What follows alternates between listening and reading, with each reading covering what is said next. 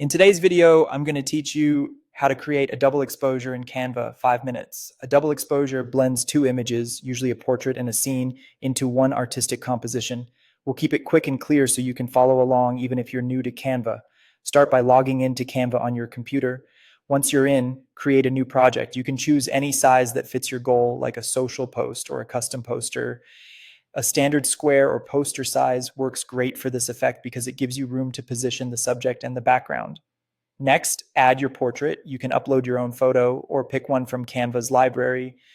A portrait with a clean profile or lots of contrast around the edges tends to work best.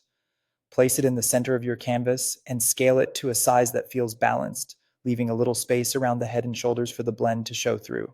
Now remove the background from the portrait. Select the photo, open Edit Photo, and choose Background Remover. If needed, use the Refine tools to clean up edges around hair or clothing.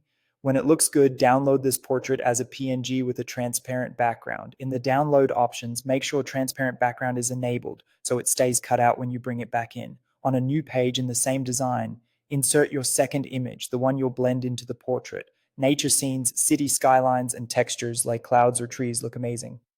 Fit this image to fill the entire page so it becomes the base of your double exposure. Upload the transparent portrait PNG you saved and place it on top of the page. Center it and adjust the size so it matches your original composition. Now go to Apps in the left panel and open Blend Images. If you don't see it immediately, just search for Blend. In the Blend tool, select both your images, the background scene, and the portrait. From the blend modes, choose Screen. This mode brightens the portrait and lets the background show through in a clean, expressive way. Tweak the intensity or transparency if options appear, and when you're happy, click Add to Design. You should now see your double exposure effect applied to the canvas. Fine-tune by nudging the images, resizing slightly, or adjusting brightness and contrast for balance. And that's it. You've created a striking double exposure in just a few minutes.